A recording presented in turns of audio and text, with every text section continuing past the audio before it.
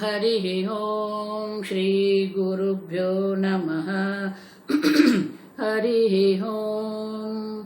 ॐ शन्नो मित्रः शं वरुणः शन्नो भवत्वर्यमा शन्न इन्द्रो बृहस्पतिः शन्नो विष्णुरुक्रमः।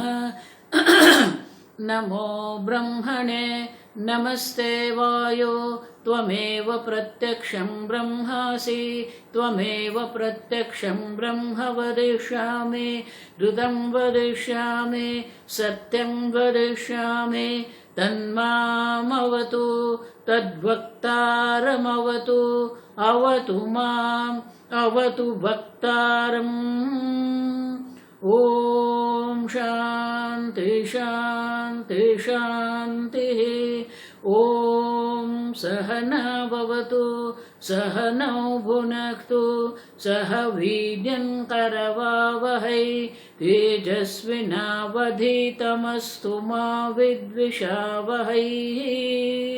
ॐ शान्ति शान्ति शान्तिः। सदाशिवसमारम्भां शङ्कराचार्यमध्यमाम् अस्मदाचार्यपर्यन्तां वन्दे गुरुपरम्परां। श्रुतिस्मृतिपुराणानाम् आलयं करुणालयं नमामि भगवत्पादं शङ्करं लोकशङ्करं शङ्करं शङ्कराचार्यं केशवं बादरायणं सूत्रभाष्यकृतौ वन्दे भगवन्तौ पुनः पुनः। ईश्वरो गुरुरात्मेति मूर्तिभेदविभागिने व्योमवद्व्याप्तदेहाय दक्षिणामूर्तये नमः। निधये सर्वविद्यानां विषजे भवरोगिणां गुरवे सर्वलोकानां दक्षिणामूर्तये नमः।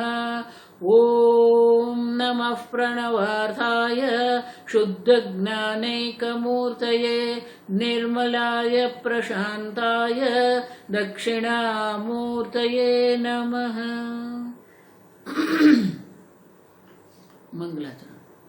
ॐ नमः श्री शंकरानंद गुरुपादाम्बुजन्मने। ॐ नमः श्री शंकरानंद गुरुपादाम्बुजन्मने। सविलास महामोह ग्राह ग्रासैककर्मणे सविलास महामोह ग्राह ग्रासैककर्मणे।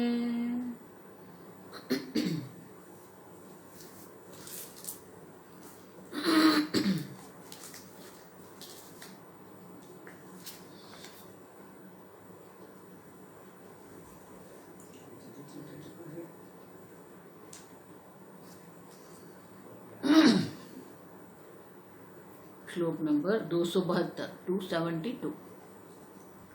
भरतादेर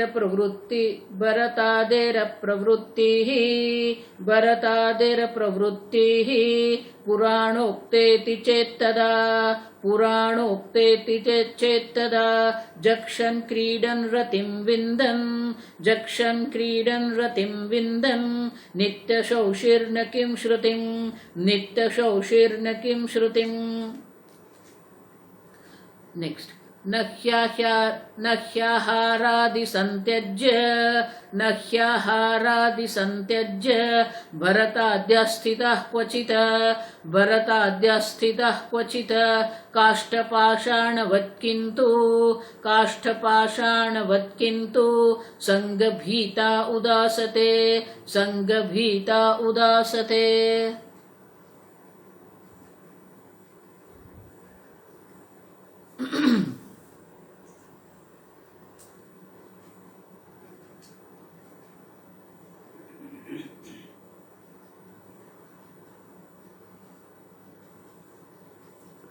भरतादेह अप्रवृत्ति ही। कल हमने देखा कि आप अगर पुराण की बात कर रहे हैं, पुराणोक्ता इति चेत, तो हम श्रुति की बात कर रहे हैं। देखो ये बहुत समझने की बात है। शंकराचार्य जी के जो हम श्लोक पठन करते हैं शांति पाठ, श्रुति स्मृति पुराणाद आलयं करुणालयम,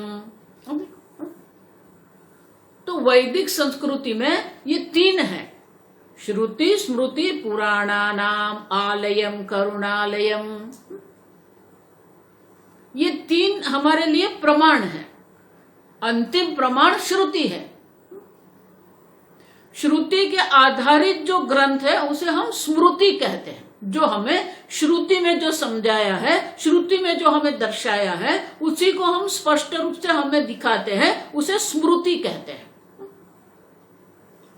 जिस प्रकार से गृहस्थ धर्म क्या है, तो वेद में गृहस्थ धर्म के बारे में स्पष्ट रूप से 1 2 3 ऐसा नहीं लिखा है। लेकिन अगर हम मनुस्मृति देखते हैं, याज्ञवल्क्य स्मृति हम देखते हैं, तो हमें समझ में आता है कि एक विभाग के रूप में गृहस्थ धर्म क्या है, ब्रह्मचर्य धर्म क्या है, वानप्रस्थ धर्म क्या है, संन्यास धर्म क्या है, ये स्पष्ट रूप से हमें दर्शाया है। उसे स्मृति कहते हैं। ब्राह्मण के धर्म क्या होते हैं, आप समझो, कुल धर्म, राज धर्म, युद्ध। तो महाभारत अगर हम देखेंगे तो महाभारत में शांति पर्व में, महाभारत के युद्ध के बाद जब युधिष्ठिर शोकग्रस्त हो गए, अब देखो 18 अक्षौहिणी सेना थी, उसमें से कितने बचे, 5 पांडव थे।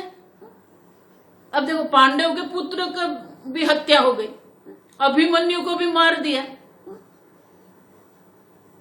दुर्योधन आदि जो थे उन सब मर गए। अब देखो, तो इतने अश्व, हस्ती, हाथी माने मनुष्य, इतनी हत्या हुई थी कि रक्त की नदी बहती थी।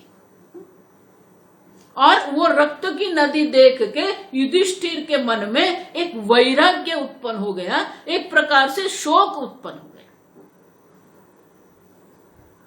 तो युधिष्ठिर जब शोकग्रस्त हो गए, श्री कृष्ण भगवान थे वहां पर, अर्जुन शोकग्रस्त हो गया तो भगवान के शरण में गया। शिष्यस्ते हम शाधिमाम त्वाम प्रपन्नम, भक्त अर्जुन था, अब वो भक्त अर्जुन भगवान का शिष्य बन गए।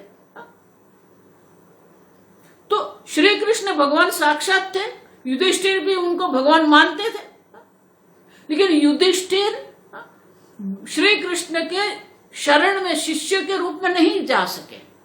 क्यों नहीं जा सके? क्योंकि ये विजय जो पांडवों को प्राप्त हुआ था, उसमें भगवान ने बहुत कुछ किया था, बहुत कुछ हम जो कहते हैं उल्टा सुल्टा करके रखा था। अश्वत्थामा हतः, देखो ये बहुत प्रसिद्ध कथा है। और किसी की बात द्रोणाचार्य नहीं मानते थे, तो भगवान ने युधिष्ठिर पर दबाव डाल दिया, युधिष्ठिर बोलो अश्वत्थामा हतः। अब देखो युधिष्ठिर ने बोला मैं नहीं बोलूंगा।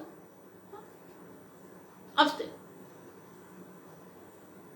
तो भगवान ने भीम को कह दिया, वो अश्वत्थामा नाम का हाथी है ना, मार दो उसको। अब भीम जो था ना, वो कोई प्रश्न पूछने वाला नहीं था, भगवान ने कह दिया करना है। अब देखो उनको बस भगवान ने कह दिया ना, उनकी बात खत्म, जाके मार दिया हाथी को। अब युधिष्ठिर देख रहे थे कि ये भगवान क्या कर रहे हैं, वो हाथी को मार दिया। अब भगवान युधिष्ठिर को बोलते, बोलो अश्वत्थामा हतः। युधिष्ठिर बोले कि वो हाथी था, ये द्रोणाचार्य का पुत्र अश्वत्थामा नहीं है। भगवान ने बोला ठीक है, लेकिन अश्वत्थामा तो मर गया, आप बोलो अश्वत्थामा हतः। अब देखो, अब भगवान जानते थे कि युधिष्ठिर मात्र अश्वत्थामा हतः नहीं बोलेंगे, वो जानते थे कि और कुछ तो कहेंगे ही कहेंगे। तो भगवान ने भीम को बोल दिया, जैसे ही युधिष्ठिर बोले अश्वत्थामा हतः, आपका जो बड़ा शंख है ना, वो शंख आप फूंक देना। अब देखो वो भीम है, कोई प्रश्न नहीं करता है। अब जैसे ही युधिष्ठिर बोले अश्वत्थामा हतः, द्रोणाचार्य ने सुन लिया, अश्वत्थामा हतः। कौन बोल रहा है? युधिष्ठिर बोल रहा है।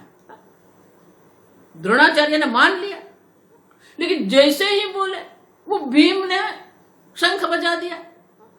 अब भीम का जो बड़ा शंख था, पौंड्रम शंखम महाशंख है, वो शंख जो इतना शंखनाद इतना जोर से हुआ, तो युधिष्ठिर जो बोले नरो वा कुंजरो वा, वो अश्वत्थामा नर था या कुंजर? कुंजर माने हाथी, वो किसी ने नहीं सुना। तो इस प्रकार से भगवान उल्टा सुल्टा करते थे युद्ध में, और इसीलिए युद्ध के बाद जब युधिष्ठिर शोकग्रस्त हो गए, भगवान पर श्रद्धा थी लेकिन भगवान के शिष्य वो नहीं बन सके। जिस प्रकार से अर्जुन ने शिष्य के रूप में शरणागति ग्रहण की थी, उसी प्रकार से युधिष्ठिर नहीं कर सके, और इसीलिए भगवान युधिष्ठिर को भीष्म पितामह के पास ले गए। और भीष्म पितामह के पास ले गए, और वहां बाणशैया में भीष्म पितामह थे। युधिष्ठिर ने प्रणाम किया। भीष्म पितामह समझ गए, भगवान ने इशारा कर दिया, वो संकेत से समझ गए। फिर भीष्म पितामह युधिष्ठिर को ये उपदेश करते हैं, जो शांति पर्व कहते हैं उनको। उसी के अंतर्गत ये विष्णु सहस्त्र नाम भी आता है। तो वहां युधिष्ठिर को राजधर्म क्या है, नीति धर्म क्या है, स्त्री धर्म क्या है, वानप्रस्थ धर्म क्या है, ये सब बताया। आप समझो, तो वेद प्रमाण है, शास्त्र प्रमाण है, लेकिन शास्त्र में विभाग के रूप में धर्म क्या है वो नहीं समझा है। और इसीलिए ये जो स्मृति ग्रंथ जो हमारे हैं, देखो भगवत गीता भी स्मृति ग्रंथ है, याज्ञवल्क्य स्मृति है, आपस्तंभ स्मृति है, बहुत सारी स्मृति है। अब समझो, तो श्रुति को भी हम प्रमाण मानते हैं, स्मृति को भी हम प्रमाण मानते हैं। जो लोग श्रुति को नहीं समझते उनके लिए प्रमाण स्मृति ग्रंथ है, और जो लोग स्मृति भी नहीं समझ सकते, उनकी बुद्धि इतनी तीक्ष्ण नहीं है, उतनी बुद्धिमान नहीं है वो लोग, उनके लिए भगवान वेद व्यास मुनि ने ये अष्टादश पुराण की रचना की है। अब समझो, तो पुराण भी हमारे लिए प्रमाण है, श्रुति भी प्रमाण है, स्मृति भी प्रमाण है, और पुराण भी प्रमाण है। और इसीलिए शंकराचार्य जी के लिए कहते हैं श्रुति स्मृति पुराणानाम आलयम करुणालयम। आप समझो,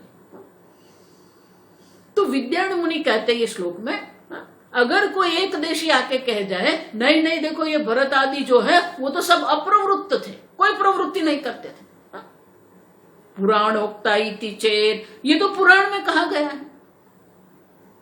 अब समझो, तो एक प्रश्न ये होता है कि अगर पुराण में जो कहा गया है और जो स्मृति में कहा गया है उसमें अगर थोड़ा सा भी विरोधाभास है तो किसको मानना है? तो बोले स्मृति को मानना है। और स्मृति और श्रुति के बीच में अगर कोई विरोधाभास हो जाए तो अंतिम प्रमाण श्रुति है, वेद प्रमाण है। आप समझो ठीक से। तो इनका अर्थ हुआ कि विद्यारण्य मुनि ये श्लोक में कहते हैं आपने जो हमें दृष्टांत दिया है वो दृष्टांत पुराणोक्त, वो पुराण में दर्शाया है, लेकिन हम श्रुति की बात करते हैं।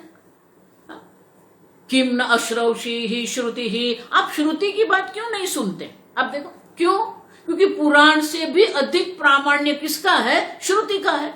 और इसलिए विद्यारण्य मुनि ये प्रश्न करते हैं किम न श्रुतिम अश्रौषि ही, अब श्रुति की बात क्यों नहीं सुनते हो? क्यों? श्रुति स्वयं कहती है, छांदोग्य उपनिषद में हमें ये देखने को मिलता है, जक्षन क्रीडन रतिम विंदन। देखो, तो हर एक प्रकार की जो दैनिक व्यवहारिक क्रिया जो है वो तो सब ज्ञानी जन करते ही है, तो श्रुति में तो ये दर्शाया है। तो अप्रवृत्ति आप जो कह रहे हैं, अप्रवृत्ति को कोई स्थान है ही नहीं। जो प्रवृत्ति अज्ञानी जन करते हैं उसी प्रकार की प्रवृत्ति तो अज्ञानी जन भी करते ही है। दक्षन क्रीडन, और इसलिए कहते हैं कि आप ऐसे बात नहीं कर सकते हैं, क्योंकि जो प्रवृत्ति जो है वो सब प्रवृत्ति तो ये भी करते हैं।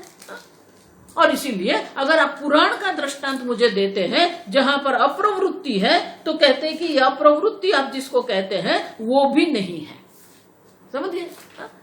तो आगे के श्लोक में कहते हैं कि अगर आप कहते हो कि नहीं नहीं देखो ये जो सब है वो तो प्रमाण नहीं है, हम देखते हैं दैनिक जीवन में, तो बोलते हैं अगले के श्लोक में कहते हैं नहीं आही आहार आदि, आप ऐसा क्यों कहते हो? तो विद्यारण्य मुनि कहते हैं आप भी सोचिए जरा कि नहीं आहार आदि ही संत्यज्य भरत्याद्याः स्थिताः, जो ज्ञानी जन है वो अप्रवृत्ति भी उनकी अगर है फिर भी वो आहार आदि न संत्यज्य, अब आहार आदि का तो वो त्याग नहीं करेंगे। स्वामी जी हमेशा कहते थे कि वो भी बात करते हैं, वो भी खाते हैं। स्वामी जी के काल में वो ऋषिकेश में जब रहते थे तो वहां एक महात्मा रहते थे। वो महात्मा मौनी बाबा थे, कुछ बोलते नहीं थे, वो बोलते भी नहीं थे, वो संकेत भी नहीं करते थे किसी से, उसको काष्ठ मौन कहते हैं। बड़ी बात होती है, आप समझना।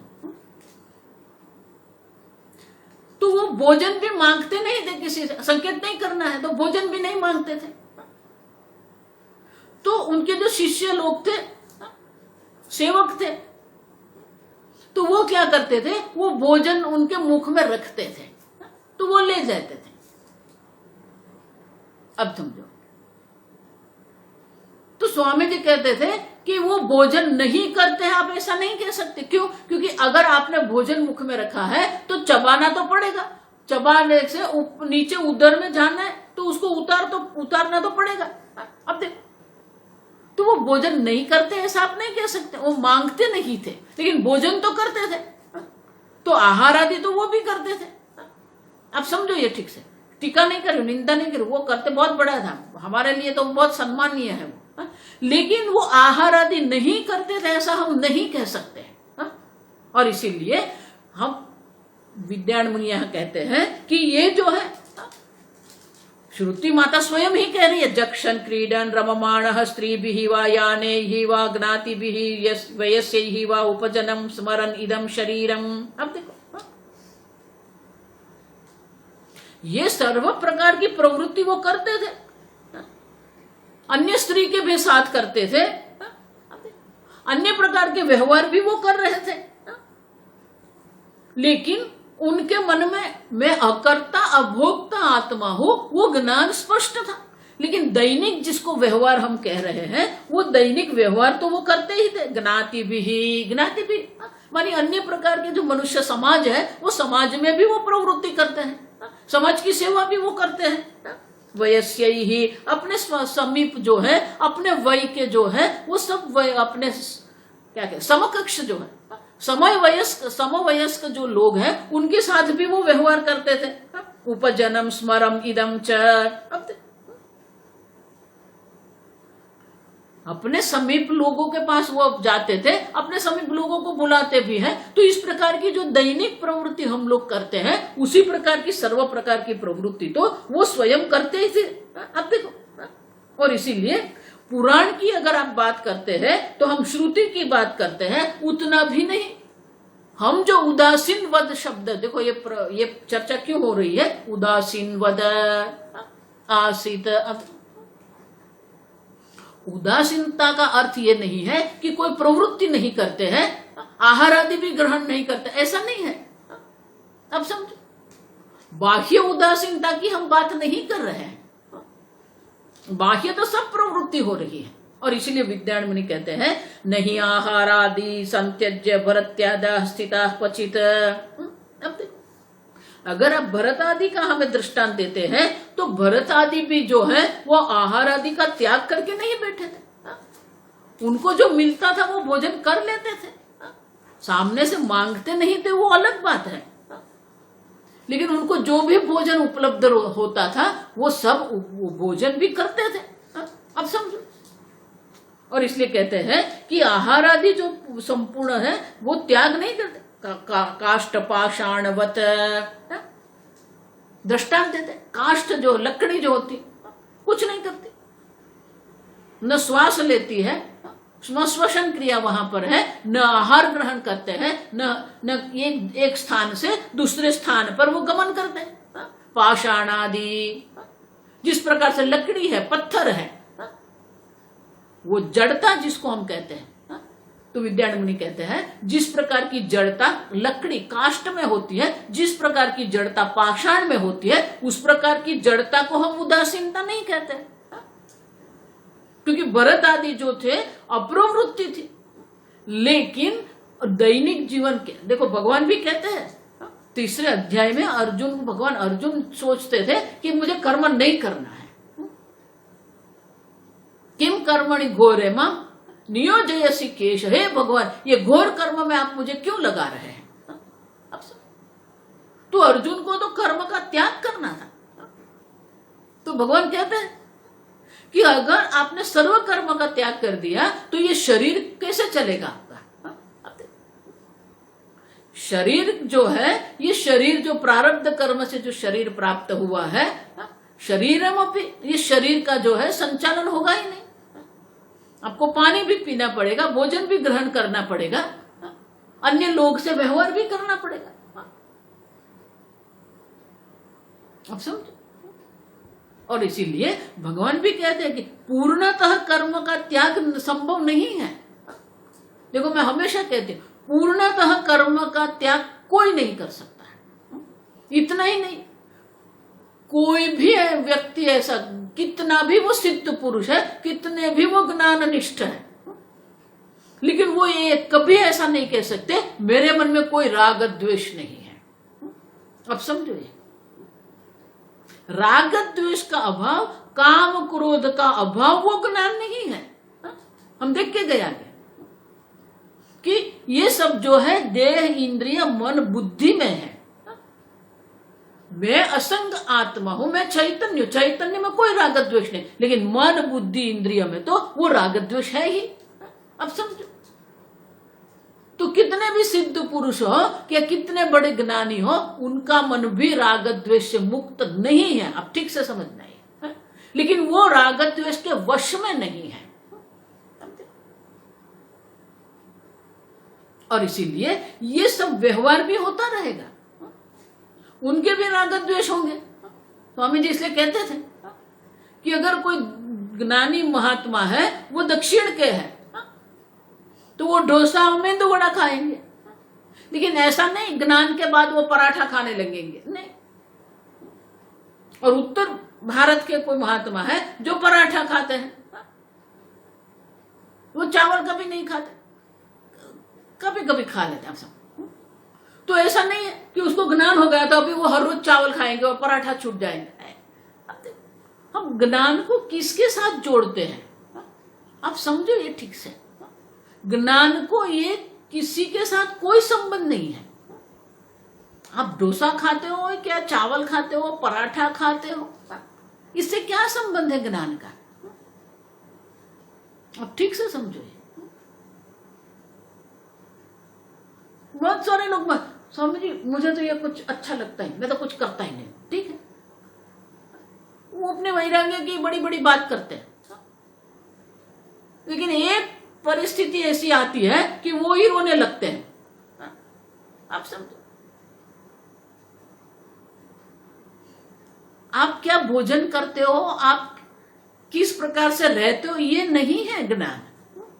और इसलिए विद्यारण्य मुनि कहते हैं कि अगर भरत आदि का दृष्टांत मुझे दे रहे हैं तो वो भी आहार का तो त्याग करके नहीं बैठे। जिस प्रकार से काष्ठ और पत्थर जो है बिल्कुल जड़ समान है, वो जड़ है, कुछ नहीं करते। क्या भरत आदि इस प्रकार से रहते थे? नहीं। आप समझो। और इसलिए कहते हैं कि नहीं ही मानी क्योंकि आहारादि न संत्यज्य भरत्यादि स्थिता क्वचित, ये लोग जो है काष्ठ या पाषाण की तरह आहार आदि को संपूर्ण त्याग करके नहीं बैठते थे, किंतु संग भीता उदासते, फिर भी वो उदासीनता जो है वो क्या है, संगभीता। देखो ये बहुत सुंदर है, ये मनुष्य मन के स्वभाव की बात है, शास्त्र में ऐसा लिखा है। देखो ये सन्यासी जीवन जो है ना, अनेक प्रकार के सन्यासी जीवन है। एक होते पारिव्राजिक। पारिव्राजक माने क्या है? पारिव्राजक माने क्या है? वो एक स्थान पर 3 दिन रहते हैं, या तो फिर जब तक सत्संग होता है तब तक रहते हैं, फिर वो निकल जाते हैं वहां से। तो शास्त्र में ऐसा लिखा है कि एक स्थान पर 3 दिन से ज्यादा नहीं रहना चाहिए। क्यों? क्योंकि हमारा मन का ये स्वभाव है, हर एक मनुष्य मन का ये स्वभाव, कि जहां पर हम 2, 3, 4 दिन रहते हैं ना, वो स्थान को हम हमारा ममता हो जाती है, हमारा मानने लगते हैं। देखो ये सत्संग में भी होता है ऐसा। सत्संग में लोग आते हैं, बैठते हैं, और जो हर रोज आते हैं तो वो एक स्थान पर बैठते हैं। अब समझो, अब 3 दिन वो एक स्थान पर बैठे हैं, अब उनको चौथे दिन उनको आने के 5 मिनट थोड़ा देर हो गई, उनको तो थोड़ी देर हो गई, तो जो स्थान पर वो बैठते थे वहां कोई और आके बैठ गए। अब वो जैसे ही प्रवेश करेंगे ना, वो तुरंत उनके मन में क्या आएगा? ये मेरे स्थान पर बैठ गया। अब देखो ये मनुष्य मन, क्यों? ये मेरा स्थान, मैं यहां बैठता हूं। हर रोज 1 घंटा ही वो बैठता था, अब देखो ये 3 दिन 1 घंटा एक स्थान पर वो बैठा, लेकिन चौथे दिन जब वो आया और वही स्थान पर कोई बैठा है तो उनके मन में तुरंत आएगा ये। उनके लिए हमारे मन में भी आता है। आप समझो, ये मेरे स्थान पर बैठ गया, ये मेरी कुर्सी पर बैठ गया, उसको ममता कहते हैं।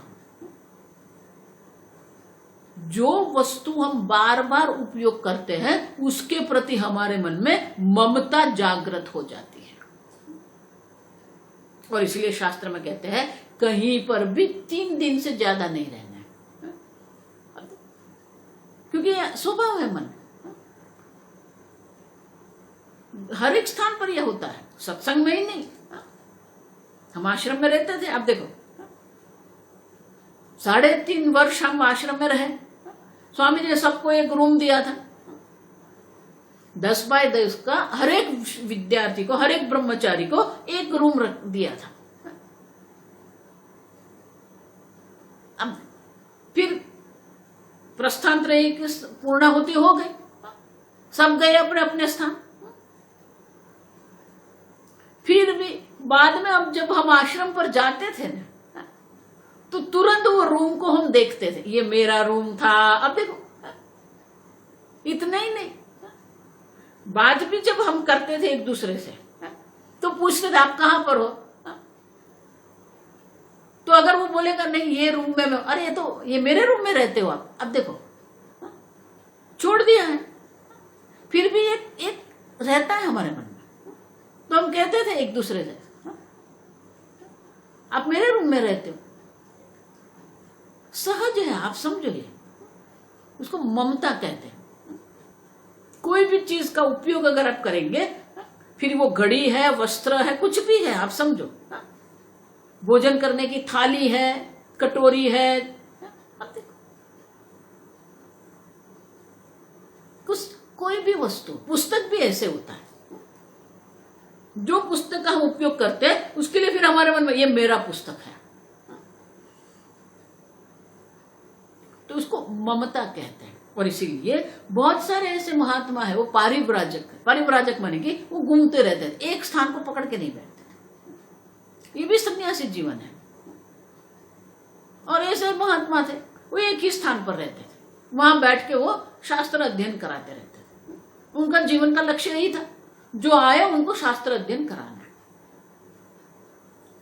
तो सन्यास धर्म भी है, क्योंकि ये सन्यासी को एक उदासीनता लानी पड़ेगी। इसलिए क्या कहते हैं, संगभीता। आप देखो ये शब्द,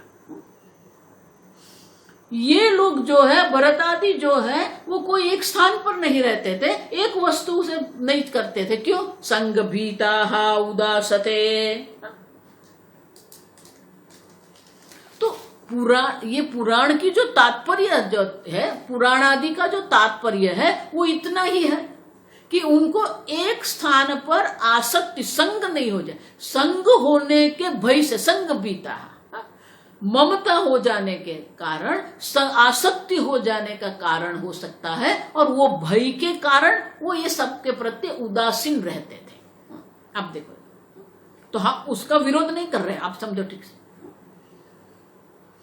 उनको मन में रहता था कि अगर ये कुछ करेंगे तो हमारे मन में आसक्ति हो जाएगी, और वो आसक्ति के भय से, ममता के भय से उनके प्रति वो उदासीन रहते थे। वो बहिर्मुख जो है वो बहिर्मुखता से वो उदासीन रहते थे। बस उनका तात्पर्य यही है, आप समझो ठीक से। लेकिन उनका अर्थ ये नहीं है कि वो कोई प्रवृत्ति, आहार आदि प्रवृत्ति तो वो करते ही थे। और इसलिए विद्यारण्य मुनि कहते हैं कि वो संग भीता उदासते,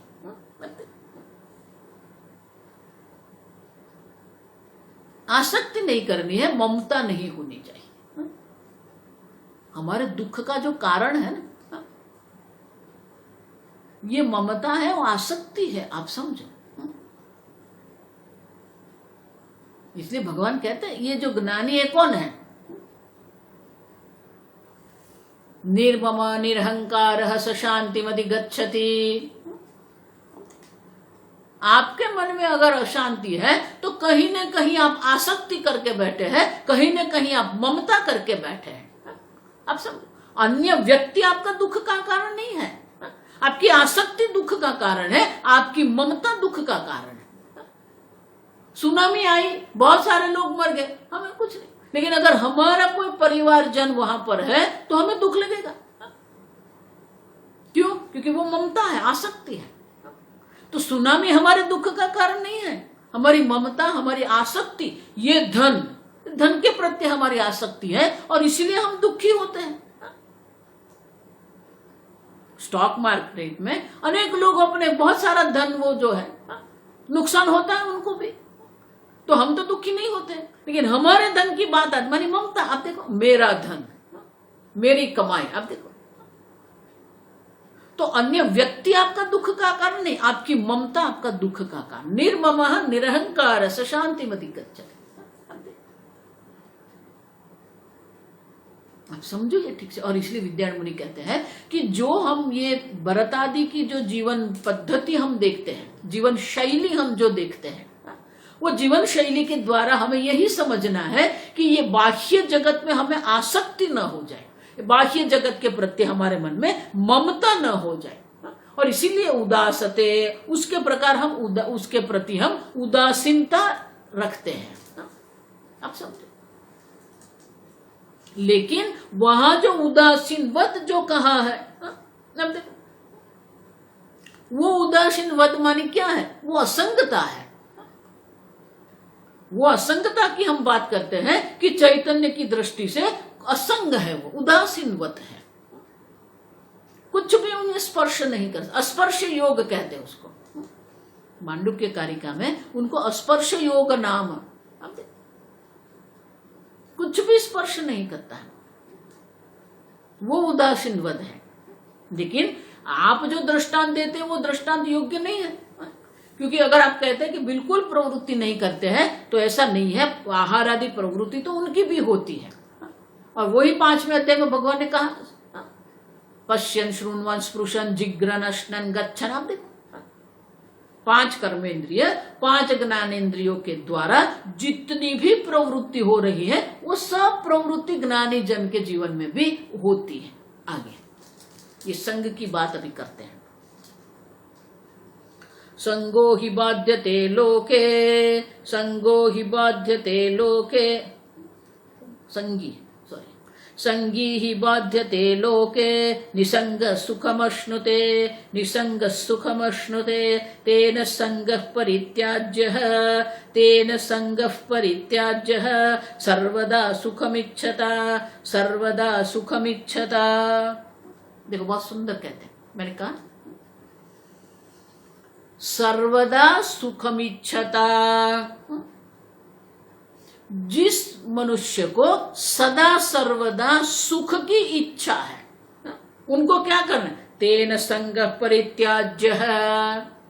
दूसरी पंक्ति, उनके द्वारा ये संग का परित्याज्य, परितः पूर्णतः त्याज्य, त्याग योग्य है। किसी भी वस्तु के प्रति हमारे मन में संग नहीं होना चाहिए। एक बार संग हो गया फिर काम खत्म। देखो वही बात करते हैं भगवान, ध्यायतो विषयान् पुंसः संगस्तेषोपजायते संगात् संजायते कामः। अब देखो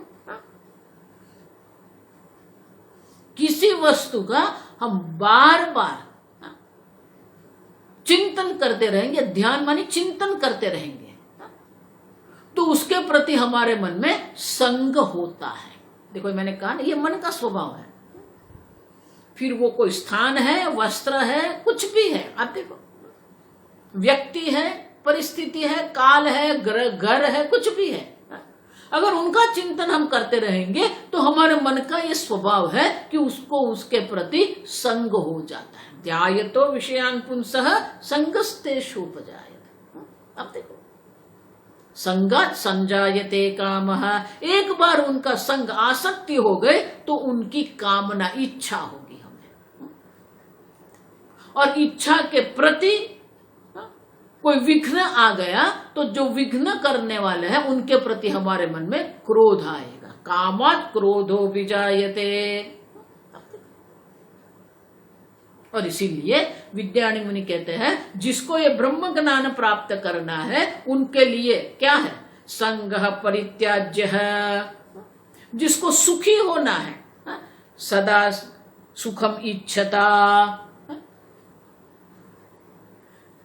सदा सर्वदा सुख की इच्छा करने वाले जो है उनके द्वारा ये संग का पूर्णतः त्याग करना चाहिए। संगः परित्याज्य है।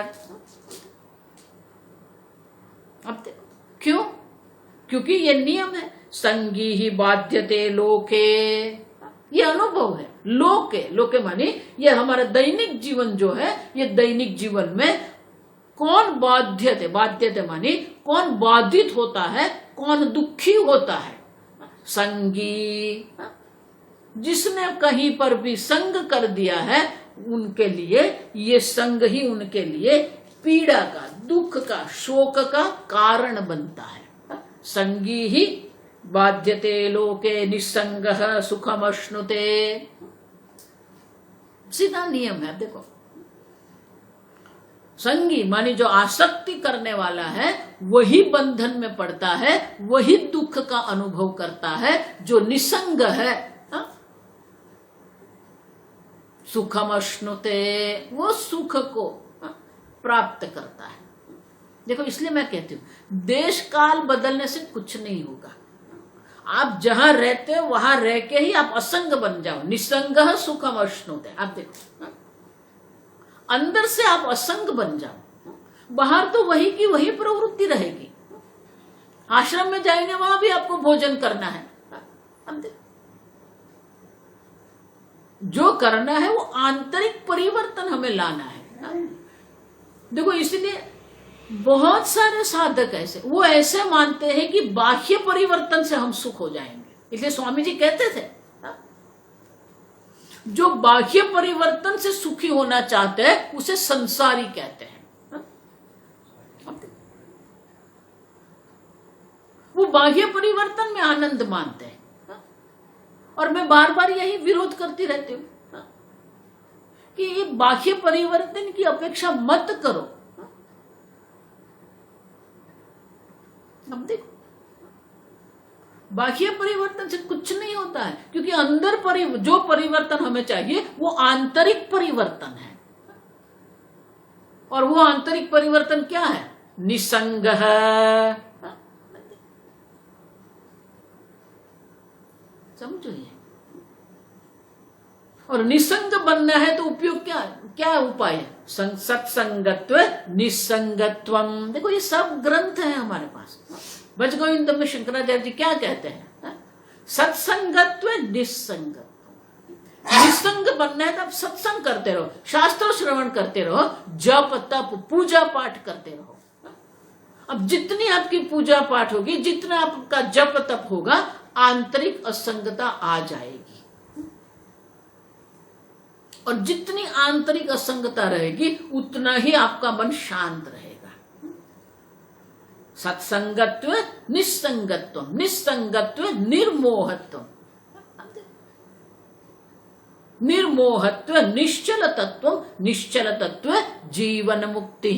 देखो ये क्रम है।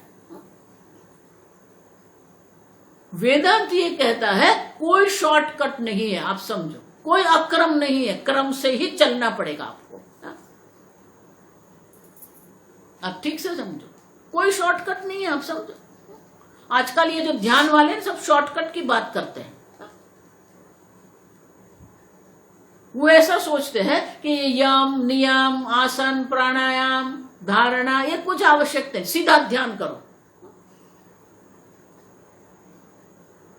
पतंजलि मुनि क्या मूर्ख थे कि बताया अष्टांग अंग हमें? आप समझो, ये क्रम माने क्रम, यम नियम आसन प्राणायाम धारणा ध्यान प्रत्याहार। सॉरी, प्रत्याहार माने क्या है? जो विषय का हम उपभोग कर रहे हैं हमारी इंद्रियों को, उससे हम वापस लाते हैं। प्रति माने विरोध, आहार माने विषय ग्रहण करना, प्रति आहार माने कि वो विषय से हमारी इंद्रियों को हम वापस ला के रखें। देखो हमारे पंच कोश है ना, ये जो सब है।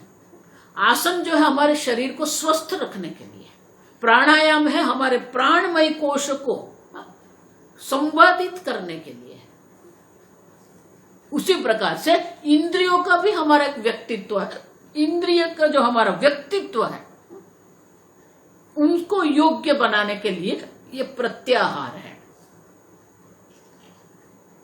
प्रत्याहार के बाद आता है धारणा। एक देश निबंधश्च धारणा। आप आपके मन को एक स्थान, एक देवता, एक वस्तु पर केंद्रित कर सकते हो कि नहीं? उसको धारणा कहते हैं। फिर ध्यान आता है। आजकल तो सभी शॉर्टकट चल रहा है। नहीं माता जी आप देखो सब लोग ध्यान करते हैं। अच्छा, बहुत अच्छा है, मैं क्या मना कर रही हूं, करो। लेकिन शंकराचार्य जी कहते हैं कि ये क्रम है। सत्संगत्व निस्संगत्व, निस्संगत्व निर्मोहत्व। जितना आपका सत्संग अधिक होगा उतना ही आपके मन में असंगता आएगी। देखो आगे भी मैंने कहा कि भक्ति जो है, जब आप जो कर रहे हैं, आप भक्ति जो कर रहे हैं, उनका जो पुण्य है, वो पुण्य आपको किस जन्म में किस प्रकार से मिलेगा हमें नहीं पता है, वो अदृष्ट है। लेकिन महाराज श्री कहते थे कि उनका दृष्ट फल हमें चाहिए। अगर इस जीवन में हमें जीवन मुक्ति चाहिए, इस जीवन में हमें मोक्ष प्राप्त करना है, तो ये सब हमारी जो साधना जो है, सब साधना का हमें प्रत्यक्ष दृष्ट परिणाम चाहिए। और भक्ति जो है, गुरु सेवा है, ईश्वर सेवा है, भक्ति है, जप है, उनका दृष्ट फल क्या है? पहला दृष्ट फल है मन की शांति। देखो मैं हमेशा कहती हूं, भले आपने वर्षों तक वेदांत का अध्ययन किया है, लेकिन अगर आपका मन अशांत रहता है, आपको नींद नहीं आ रही है, तो आपका सब अध्ययन निष्फल है। आप समझना ठीक से। पहली बात होती है हमारे मन की शांति। आपका मन शांत, किसी भी प्रकार की परिस्थिति में आपका मन शांत रहता है कि नहीं, ये पहला दृष्ट फल है। दूसरा दृष्ट फल, महाराज श्री 3 दृष्ट फल दर्शाते थे। महाराज श्री कहते थे कि आपकी जो साधना है, आपकी जो उपासना है, आपकी जो भक्ति है, वो भक्ति योग्य दिशा में हो रही है कि नहीं, अगर उनको आपको नापना है तो ये 3 बात होनी चाहिए। पहले आपके मन में शांति होनी चाहिए। दूसरा, ये संसार के प्रत्यय हमारे मन में वैराग्य होना चाहिए, निसंगता उसको कहते हैं। ये संसार के प्रत्यय हमारे मन में वैराग्य आता है कि नहीं। और तीसरा, ईश्वर के प्रत्यय हमारा मन अधिक प्रेम की अनुभूति करता है कि नहीं। मन में शांति, संसार से वैराग्य, ईश्वर में प्रेम, ये आपकी जो साधना, उपासना, ये सबका जो दृष्ट फल है वो यही है। आप समझो, निसंगता, असंगता आनी चाहिए, सत्संग से ही आएगा।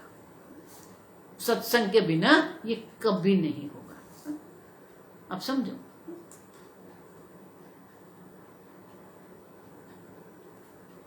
प्रेम करना है, आसक्ति करनी है तो परमात्मा से प्रेम कर, आसक्ति करनी है तो परमात्मा से करो, ममता करनी है तो परमात्मा से करो।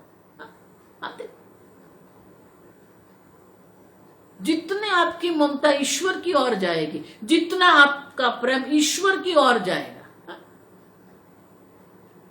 उतना ही संसार के प्रति आपके मन में वैराग्य रहेगा। और इसलिए शंकराचार्य जी कहते हैं सत्संगत्व निसंगत्व। और विद्यारण्य क्या कहते हैं, निसंगः सुखमश्नुते संगी बाध्यते लोके। आसक्ति करेंगे तो बंधन का अनुभव रहेगा, पीड़ा होगी, शोक होगा। आप समझो।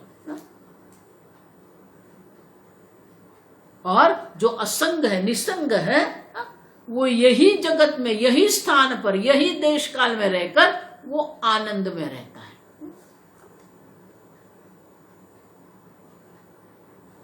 आप समझो ये सब।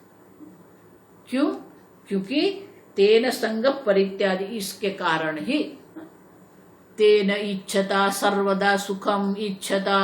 जिसके मन में सदा सर्वदा सुखी होने की इच्छा है, उनके द्वारा, तेन, उनके द्वारा ये संग का परित्याग अवश्य करना चाहिए। इनका अर्थ हुआ कि ये संसार के अंतर्गत अगर आपको सुखी होना है तो उपाय एक ही है, वो है असंगता। देखो भर्तृहरि भी यही कहते हैं, वैराग्यमेव अभयम भुवि। हे राजन, ये पृथ्वी पर अगर आपको अभयता प्राप्त करनी है, शांति प्राप्त करनी है, तो एक ही है, वैराग्य, असंगता, निसंगता।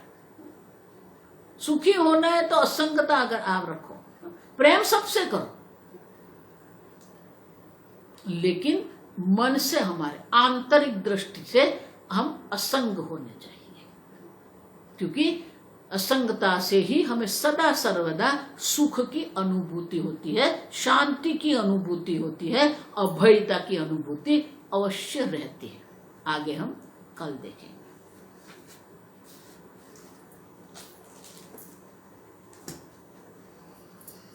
ओम स्वस्ति प्रजाभ्यः परिपालयन्ताम् न्यायेन मार्गेण महिं महिषाः। गोब्राह्मणेभ्यः शुभमस्तु नित्यं। लोकाः समस्ताः सुखिनो भवन्तु। काले वर्षतु पर्जन्यः। पृथिवी सस्यशालिनी। देशोऽयं क्षोभरहितः। ब्राह्मणाः सन्तु निर्भयाः। ओम सर्वेषां स्वस्तिर्भवतु, सर्वेषां शान्तिर्भवतु, सर्वेषां पूर्णं भवतु, सर्वेषां मङ्गलं भवतु, सर्वे भवन्तु सुखिनः, सर्वे सन्तु निरामयाः, सर्वे भद्राणि पश्यन्तु, मा कश्चित् दुःखभाग् भवेत्। असतो मा सद्गमय तमसो मा ज्योतिर्गमय मृत्योर्मा अमृतंगमय। ॐ पूर्णमदः पूर्णमिदं पूर्णात् पूर्णमुदच्यते पूर्णस्य पूर्णमादाय पूर्णमेवावशिष्यते। ॐ शान्ति शान्ति शान्तिः। हरिः ॐ श्री गुरुभ्यो नमः। हरिः ॐ।